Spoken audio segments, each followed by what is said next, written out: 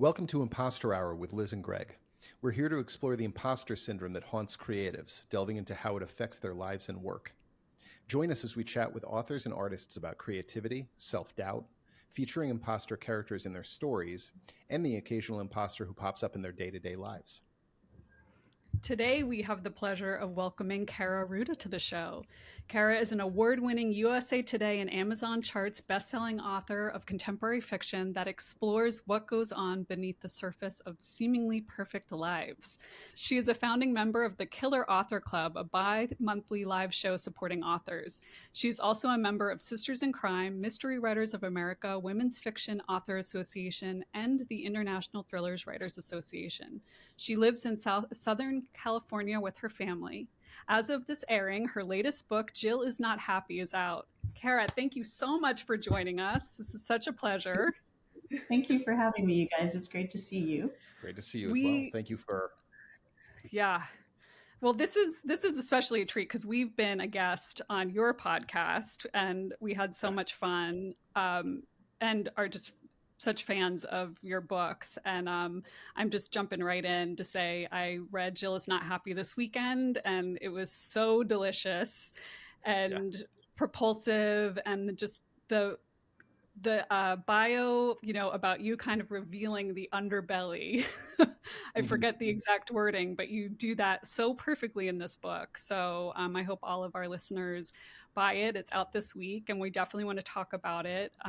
But first and foremost, I would love for you to talk a little bit about your path to writing, because I was looking at your much longer bio on your website and you've done a lot.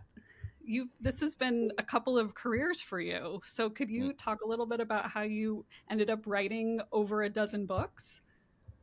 Yeah, I think I'm actually up to 22 now, which is shocking. 2 dozen books?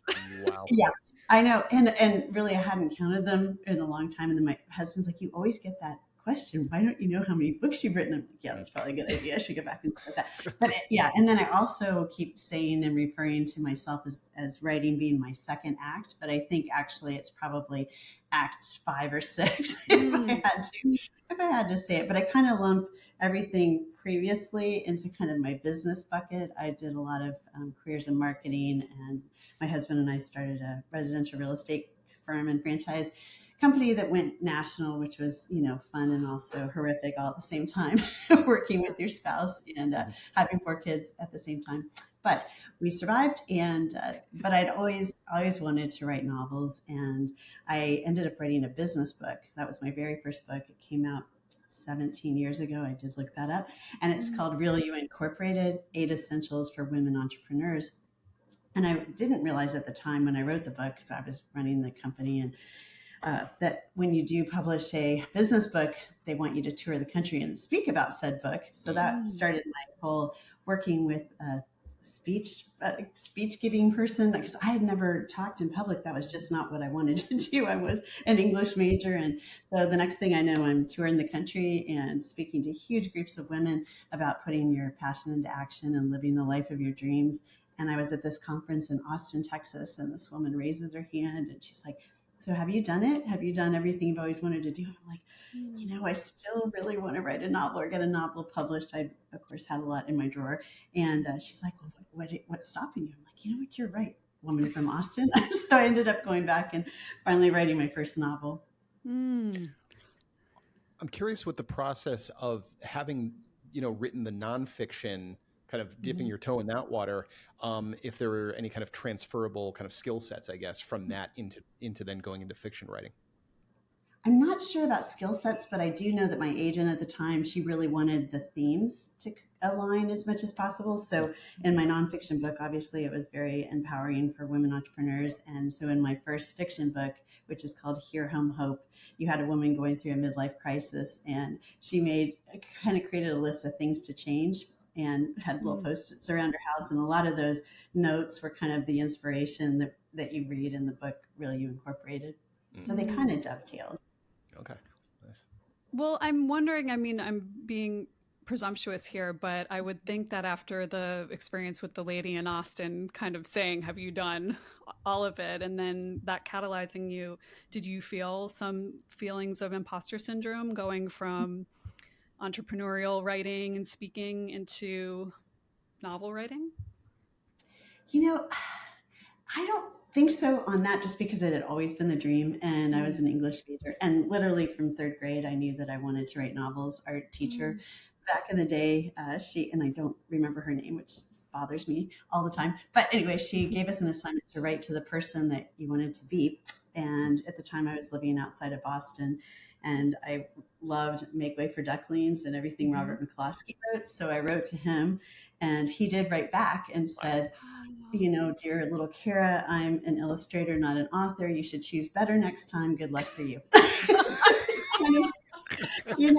And I like to think that that's kind of the pathway to publication success. It's like, oh, he wrote back. Oh, shoot, he's not an author. Oh, So I guess when I think about imposter syndrome, I guess I kind of am in the fake it till you make it crowd. I'm not sure why, but I've always just kind of, like I said, I was raised by a professor father who pretty much said, you can be whatever you want to be, and was very strong minded about women in the world, and what you should do is just put yourself out there. So I guess probably with every different career that I've had, I've kind of just gone for it and then hope for the best. And I guess, I don't know if that even makes sense, but that's kind of my philosophy. It does. It makes perfect sense. Yeah. Absolutely. Go ahead, Greg. Well, I was going to say, with this most recent career, we'll say, of yours, which is going swimmingly, and Liz touched upon this a few minutes ago, where you have, it certainly applies to Jill Is Not Happy, but where you have this kind of, I guess, overriding theme, we could say, in your work, of the book sort of taking this seemingly perfect veneer and chipping away at it until we're left with something much more insidious. And being that is a sort of an overriding theme through your work, I wondered what compels you to explore all of the kind of facets and nuances of that particular kind of illusion that a lot of us sort of construct. Yeah, I think it comes from, I'm a product of the suburbs. And when I say the suburbs, I mean suburbs all across the country, because my dad, we moved a lot. So I was born in Chicago and Evanston, and then when he was at Northwestern, then USC and LA, and then UT Austin, and then Harvard, and then Ohio State. So I feel like I'm kind of a product of the suburbs, but of the suburbs all over the place.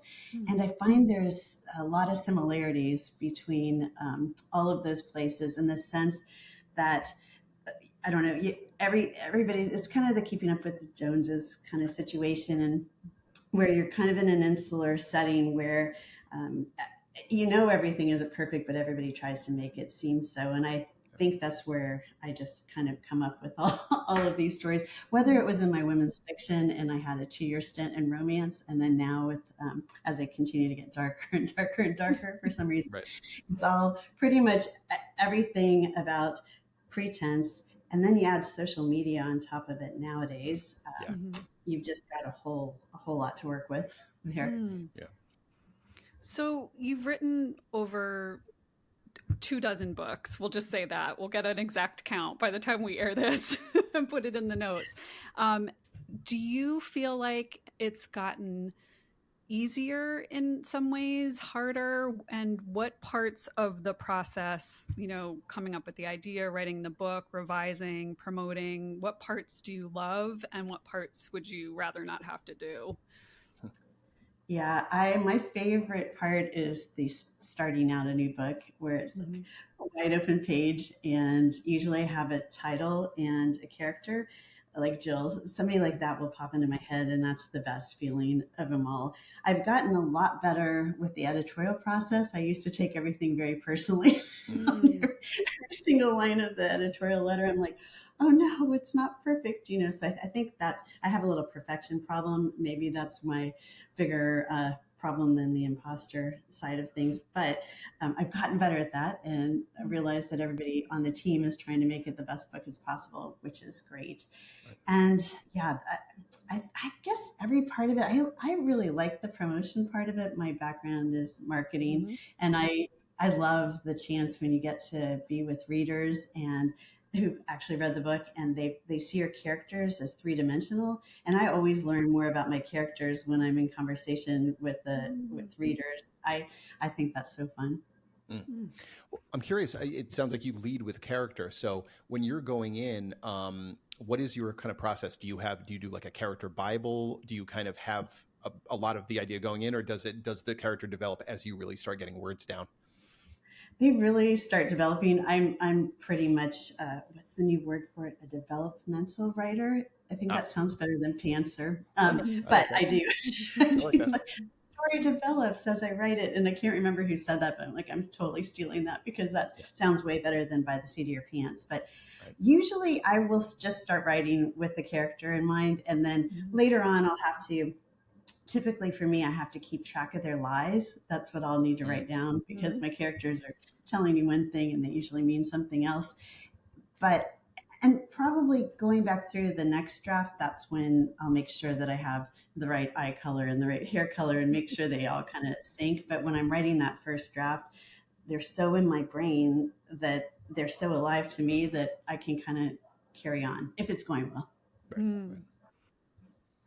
You brought up one of the things that I wanted to talk about that I think is a pretty consistent thread through at least the books of yours that I've read, maybe the ones I haven't, not so much, but this idea of keeping track of the lies and deception, and a lot of characters with a lot of secrets that end up, coming out in the second or third act, which makes for such good domestic suspense and thrillers.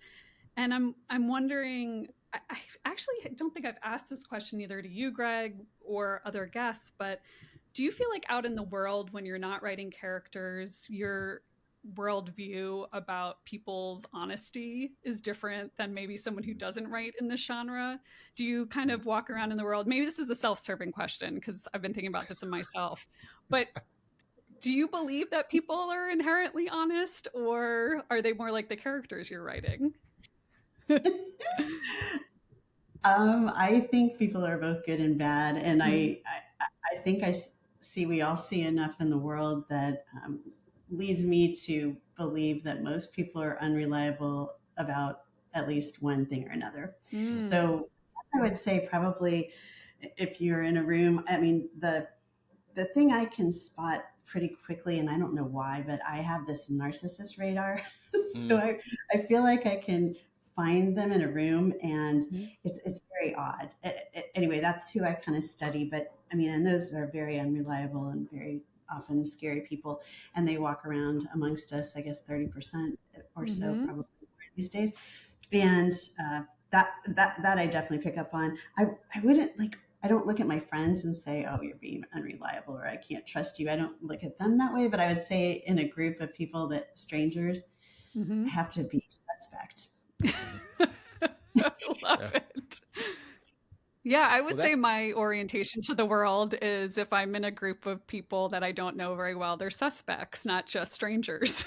Right. I know. And it is a weird way to look at the world. I realize that. And also, I think in addition to being suspects, I'm also thinking about ways somebody might die in that setting, which is also not a good thing to do. But yeah. I'm totally with you.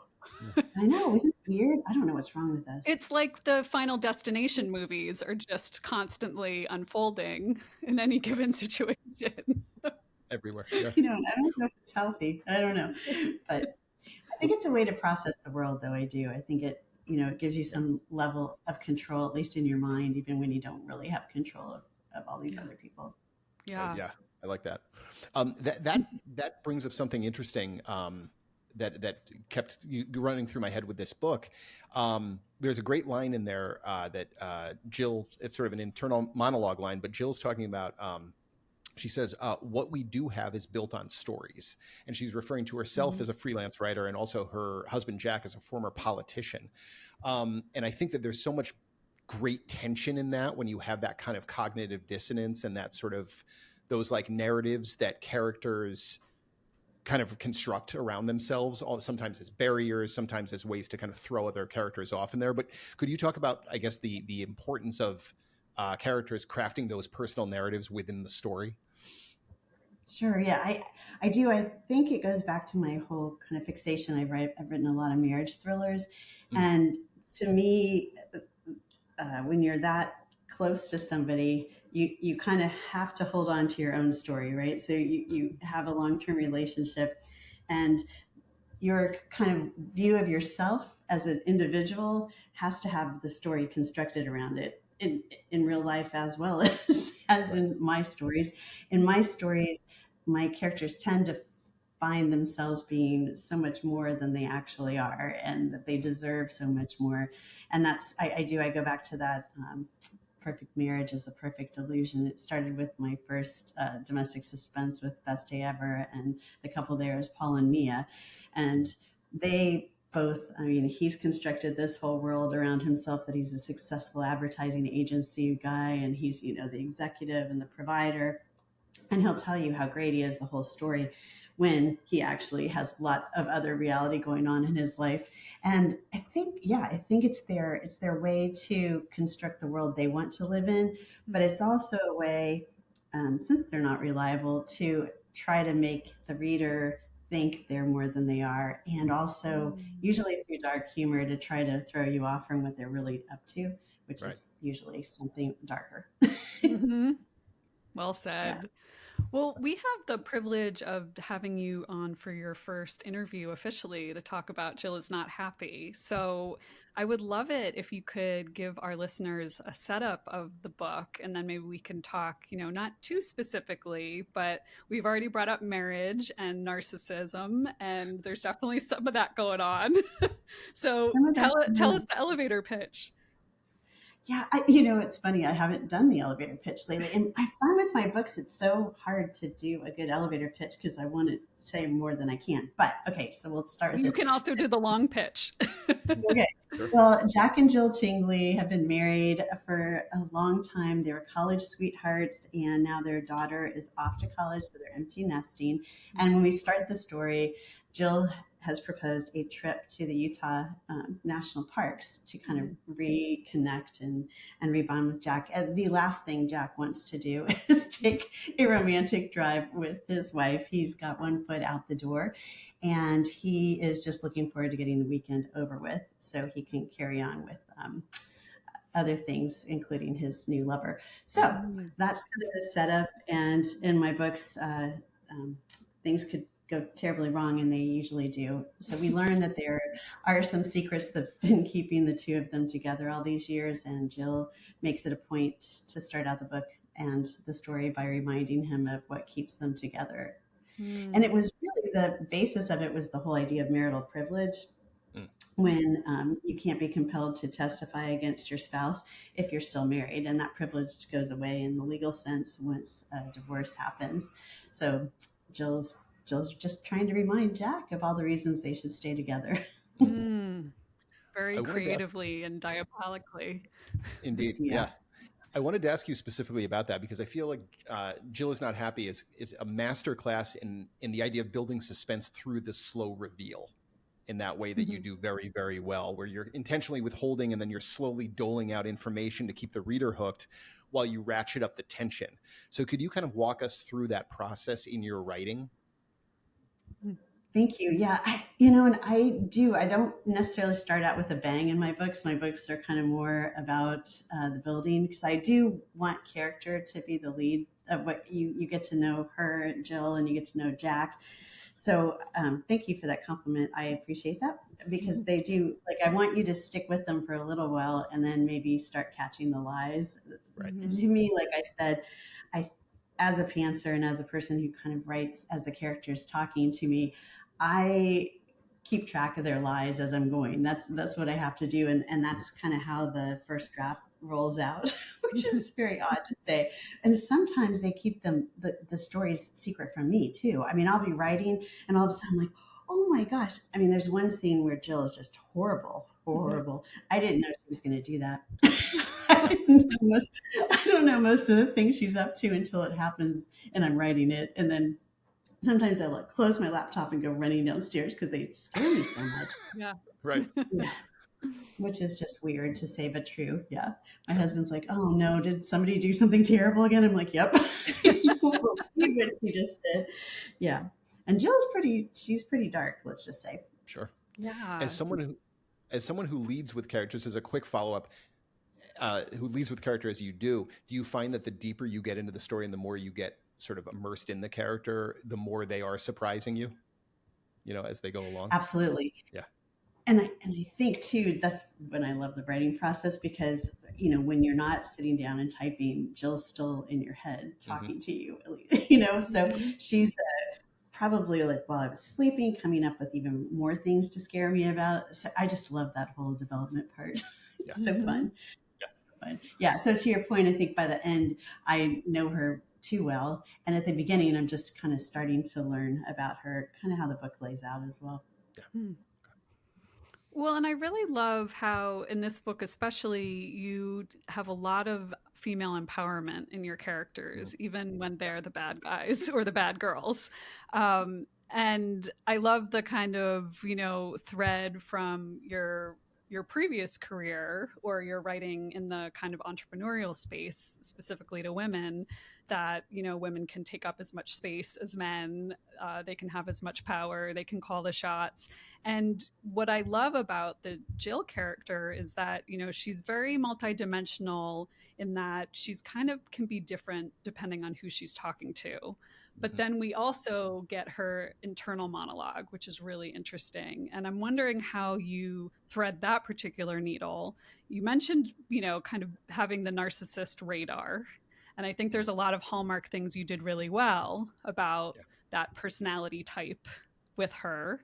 I don't know if you consider her a narcissist, but I'm wondering how you, when actually sitting down to do the writing, getting into her voice and then writing her in scenes with other characters and having her kind of have to morph, what that was like for you. Yeah, I don't know what her official diagnosis would be, because I'm, not a psychologist or a psychiatrist, but I do, there's something going on there for sure. Leaves her, in her something case, in the dark triad.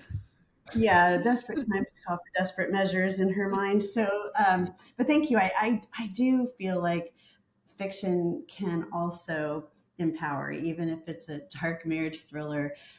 There's so much still room for women to take up space, and seriously, that's been the through line of my whole career, has been marketing to women. Back in the day, I was, it sounds so trite now, but like the first female executive for an Inc. 100 corporation, and just to have an office on the wall and all that stuff back then was like such a big deal. None of the other women in the office would speak to me for a year. I'm not kidding. It's so weird. And times that, they've changed, but they haven't. But, and that particular company, I had to go out and file a class action lawsuit for sexual harassment, gender discrimination, a whole nother story. But every step along the way, I've felt like we still have so far to go. So when we started our real estate company and I was in charge of the brand, it was called Real Living. And we were the first residential real estate company to acknowledge women as the primary consumer of real estate, which we are. 91% of all home buying purchases are made or influenced by women. And back then, literally, these are early 2000s, all the advertising and marketing from all the big brands was two men shaking hands in front of a yard sign, with one man, usually a white man too, by God. Anyway, so we came out as the first brand to acknowledge that women are the focus and should be of all consumer advertising, let alone the fact residential real estate was the very first career where one of the first careers where women could surpass, there was no glass ceiling, and we could make as much as or more than men. And I think it's 67% of all real estate agents are women too. So we kind of changed an industry by hopefully empowering women. And so anyway, long way around to say that that is kind of where my heart lies. And if I can have even a little bit diabolical character who also is empowering other women and herself, I like to do that. Yeah, you've succeeded. And I think that just to build on that, there's a lot of kind of literal sinister plot stuff that happens beautifully, but then I think there's a lot of metaphoric marital commentary that you've baked in, and this kind of idea of like the history between a couple and the things that they go through, like the history bonding them and binding them, and then also how we have different memories of what happens. is really rich in your story. And then, back to the point of empowerment, like you give your female characters so much agency, not just Jill, Erica, Jill and Jack's daughter, Maggie. It's really important and refreshing in all books, but I think especially in this genre where there is so much crime against women, as a formula that, your characters have so much depth. So I just wanted to, that's not a question, that's just a comment and Thank you. an appreciation. Yeah. Sorry, Greg. Not at all. No, I'm glad you made that point. I was just going to, as Kaira, as you were answering the last question, I realized that there's a corollary there from real estate in terms of, women being, a viable part of the market to thrillers. I mean, I think books in general, certainly thrillers where you have a majority female readership in terms of the books. Yes. And I wonder, having written over the course of your career, from the perspective of looking in towards to the service of female empowerment, female agency and things like that. Have you noticed, any kind of shifts along the way? Have things gotten better? Have things sort of gotten, a little more equitable? Are we still, on the path? I'm sure we're still on the path. Sure. I don't have any numbers, but we're always on the path, unfortunately. Although, we've come a long way, baby. But I think I guess what I would say to that is what I've learned along the way, because I've been traditionally published, like I've done every type of publishing and actually written in 3 different genres now, that there are a lot of similarities in whether it's women's fiction. My 2 years in romance, I actually gave a speech at the Romance Writers Conference, whatever it was called back then, and I know it's changed subsequently, but my whole entire talk was about putting the real you in your author career. Mm-hmm. And I actually have, and it's based on my women's entrepreneur book, and I started giving the talk, and like I said, I've only been in romance maybe a year or so. So the room started out kind of empty, and then people started like coming in, and people were tweeting about it, because I think my main thought on no matter what genre you're writing in is that it's really important to be true to you and your brand. To me, being who you are is really important, and you can find this on my website too. I have really for authors and how to build a career based on your own belief system, what you hold important, and then you wrap your career around that. So back when I was asked to write romance, they're like, "What's your pen name going to be?" I'm like, "Oh, I'm not doing a pen name. I'm going to just be me." I think that's kind of so that I know that there's a lot of pen names, and there's a lot of men writing as women's pen names in the thriller space and other space. To me, that would be uncomfortable, only because that my whole message and kind of my whole point in life is to be the real you. So that's the only thing I guess I've seen in the thriller space is that kind of thing, which, like I said, it works for them and that's great. But I mean, for me, it would be very hard to market as 2 different people, I guess. Yeah. Well, it would be great, just given your marketing background and clearly your like affinity for bridging, the importance of the author as a brand and being an authentically aligned author with the creative part. And I'm just wondering, I know you're a huge advocate for writers. In fact, you mentioned your site. I find that your site has a lot of really good resources, and specifically you're saying to people who want to write to do it. So you're combating this kind of gatekeeping nature that exists, certainly with traditionally published authors, but I think across the spectrum. I think that there's a lot of gatekeeping and a lot of kind of only certain people can be writers, only people with certain backgrounds or educations can be writers. We know all the permutations of that, but, I love that you encourage anyone who wants to do this to do it, but then you also stress the importance of, building your brand, building your own identity. What do you think is kind of the most important thing starting out? Is it connecting with readers? Is it trying to get, literally focusing on book sales? Is it social media? Is it messaging? Like, there's so many aspects of the marketing machine. And it's really daunting for most people. Yeah. How does someone start?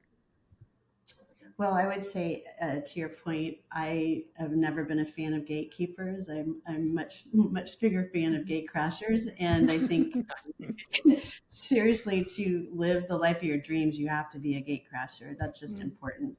And what I do say, I guess the number one thing to me is to get a draft of a book that you're proud of, no matter the genre and no matter what, because that's where you start with everything.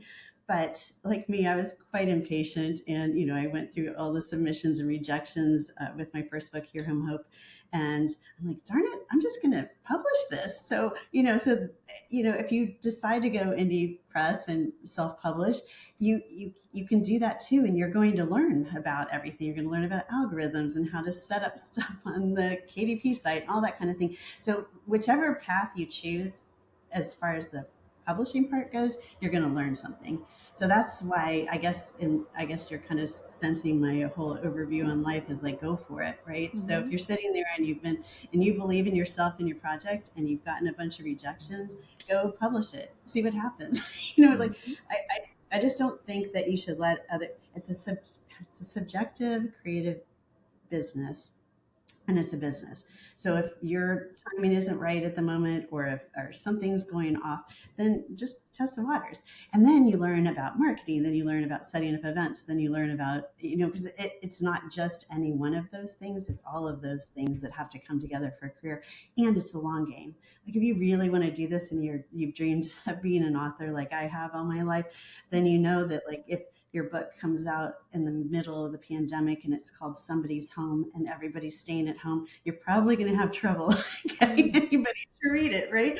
So I'm like, it's a really good book and not very many people read it. Someday somebody will read it and say, gosh, this is a great book.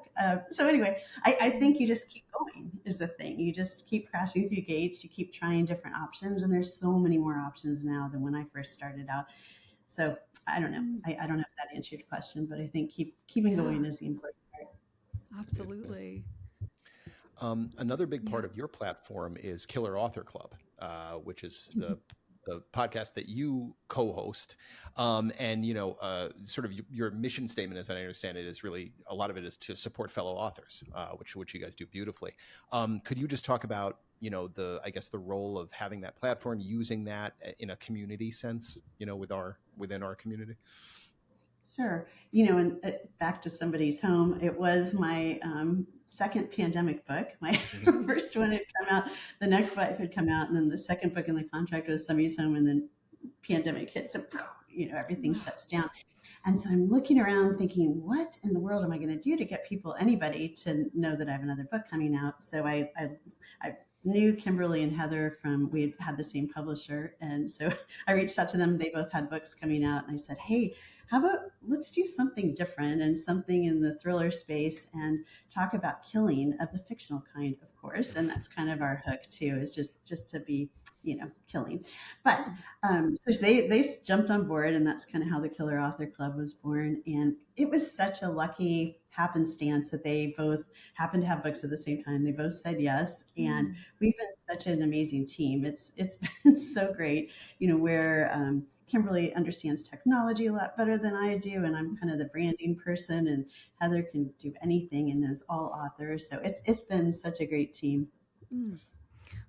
Well, and to kind of build on the community part of it too, is I think that one of the silver linings of the pandemic was a lot of community building that came out of the isolation with authors in particular. We saw a lot of kind of book clubs crop up and podcasts, and I think it was so helpful on a lot of levels.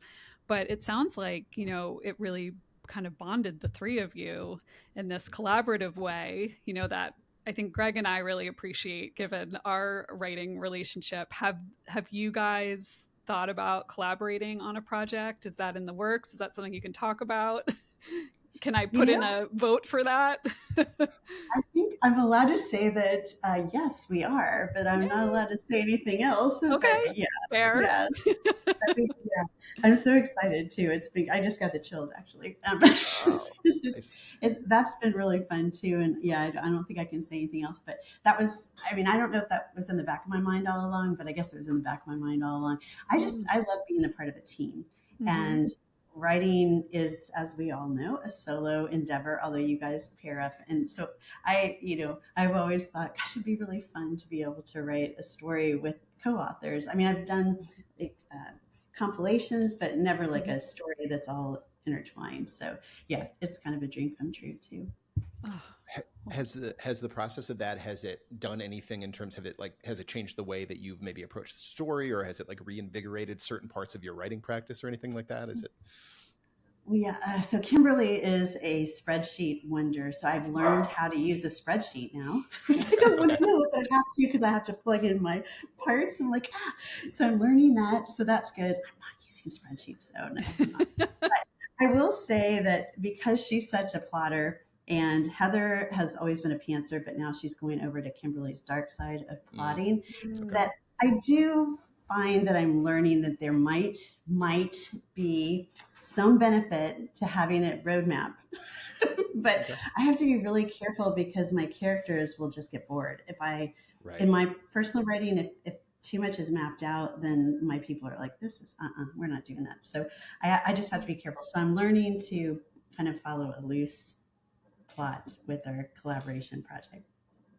As you're saying that, I wonder though, is there is there a useful tension in having three slightly different writing processes in terms of approach? Does that add a little bit of like a good rub to the story?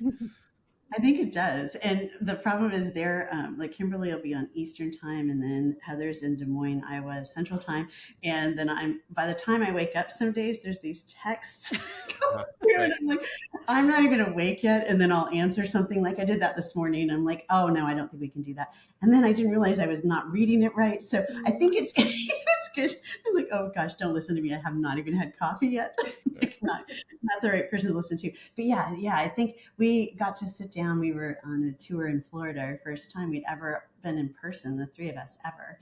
And that was just a couple months ago. And so we sat down and started mapping out the project. And it was so fun because we do all three come at it from, as I'm sure you guys too, you have different strengths you bring to the page, and kind of how you see the world you're building is going to be so different depending on how you approach things. So it's been really fun. Cool. Yeah. Well, we can't wait to hear more about that. That's so exciting. I did want to just go back to Jill is Not Happy, because one of my favorite parts of the book was the setting. Well, part of the setting, which is in Utah, specifically in Bryce and Zion. And that's my favorite part of the world. I used to go to Southern Utah every year and have spent a lot of time in all of the national parks in Utah. And I thought it was just amazing to see them as a setting in your book. I haven't read a lot of domestic suspense that has, Southern Utah, but I'm wondering why you chose that location if you spent a lot of time there. And it's just such a perfect kind of setup, going back to what you were talking about, being in situations and thinking about how people can die, because there's so many ways to die in Utah.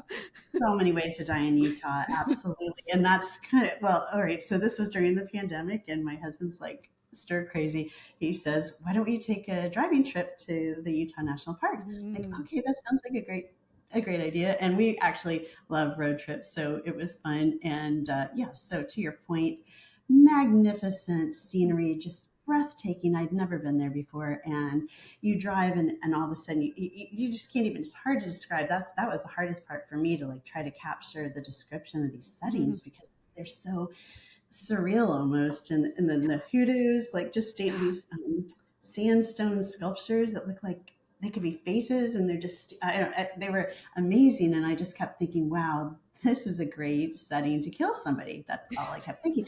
And, my husband's like used to sleeping with one eye open. He's like, I know what you're thinking. I'm like, no, not necessarily, but yes, absolutely. Yeah. Well, I want to know, sorry, there's you know, the kind of the whole idea of the imp of the perverse. You know, some people have the urge to jump, others have the urge to push. I guess there's also the urge to step back from, you know, the edge. Do you experience any of those when you're I'm a at step great backer. heights? Yeah, I'm a step backer because Step I am backer. afraid of heights. So yeah, Okay. and my husband on the other hand, just like a step forward, peer over, Peer like over the push side. something. I'm like, you know, that's a little dangerous with me right behind you. Just kidding. I'm kidding, Harley. I'm kidding. He knows, he's used to this. It all started, I mean, for him, getting roped into the whole scenario started with The Widow, a book I wrote about a cheating congressman when he was in Congress. So, you know, he's kind of been along for the ride ever since. Mm. Do Yes. you, as you're, you know, you talked earlier about kind of living in that headspace a bit, as we, I think, all do probably as thriller writers. Do you ever, will you bounce stuff off of him in conversation when you're kind of maybe on the early end of a book, kind of figuring out what it might look like? Not usually. I mean, with this one, no, I just kind of started writing, and he at one point is like, "So where is this setting, or what's this one about?" I'm like, "Oh, you know, starts in the Utah National Parks." He's like, "Of course it does," you know, that kind of thing. Right. With The Widow, which was originally called The Widow's Mandate, but then because of the pandemic, everyone hated the word mandate, so they called it The Widow. But it was sparked by an idea when I was a docent at the Library of Congress when he was there, and there was this whole display about the widow's mandate, which is the tradition of wives taking their husbands' seats in Congress and in the Senate if they happen to die in office. And it's the number one way that women have been able to serve in Congress is through this. And typically what the party would do is say, oh, you're going to get the sympathy vote, you know, so you run as, and then when we'll find a suitable replacement for you after you fulfill this term. Well, some of these women are like, no, I'm staying. So yeah, like Sonny Bono's wife stayed for 3 terms. You know, there's like a whole president. Cindy McCain just fulfilled his term and then left quietly like she's supposed to. But anyway, so I just thought that would be a great setup because the fastest way to office is through a dead spouse for women. Right. Anyway, and he's like, oh no, I don't think you can write that right now because I'm running, and you know, and his whole team is like, no, don't write that. I'm like, I've already sold it. I'm sorry, guys. Yeah. Oopsie daisy. Apologize later. Yeah, it's fine. It's fiction. There it is. Exactly. Well, so sorry, Greg, I'm just going to jump in. I'm just wondering, from a practical point of view, you have written so many novels. How fast are you writing them? Are you like already done with the next one? Like what is happening over in your little creative studio? You know, I know. I think I had a lot of pent up content is all I have to say. And I have a lot of stuff from those other 7 careers that I was mentioning. So anyway, I have another book coming out in February and it is called We Were Never Friends. It's coming out with Source Books. I'm very excited. And it's February 3rd, I guess. Yeah. And it's about a group of former sorority sisters who are reunited because one of their sons is marrying another one's daughter. And they're all lured back to Palm Springs where they spent their last spring break, their senior year, and terrible things happened. Nice. So you're 2 books a year? Is what I'm hearing? Yeah, I had 4 books last year, which was too many books. That was too many books. So now we're slowing down a little bit. And I'm telling you, I just love this. This is what I've always wanted to do. Yeah. And it's been such a blessing to be able to do it. That's amazing. I would love to nerd out a little bit. This is a little more of a craft question, but I'm curious because now you've written across a few different genres. Do you find that something, you know, and I, you know, most genres have sort of some rules, more or less, you know, in thrillers, you know, it's very kind of pace driven. It's very twist heavy. It's all of these kind of things that line up. And I know each genre sort of has their each little sort of rule book. Do you find that working within one genre really kind of sharpens your skills and then you can kind of take that piece to maybe another genre and kind of weave that in? I don't know, because as I might have mentioned, I'm a gate crasher. So when I wrote my first romance novel, I turned it in and my friend Jane Porter had just started her own imprint and she had said, can you write for us? I'm like, sure. She's amazing. And so I turned in this book and she's like, what are those called? Trope? Whoa, what trope is this? What is this? I'm like, what's a trope? Okay. Oh no. So I don't really know about that because when I wrote Best Day Ever, I was supposed to be finishing up, I had finished up like a sweet women's fiction series about moms who get up in arms over a salad bar. I'm not kidding.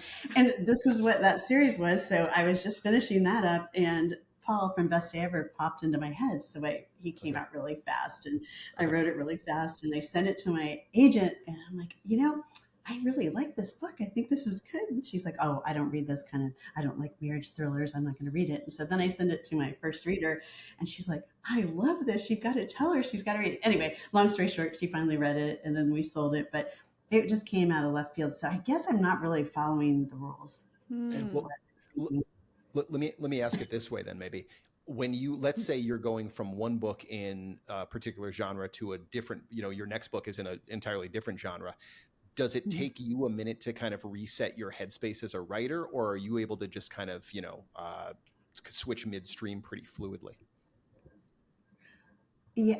So I think when I'm going from like marriage thrillers, which I love, over to what I call like ensemble cast books, like Beneath the Surface and Under the Palms, and Somebody's Home is like that. I keep mentioning that for some reason this time. I haven't talked about it.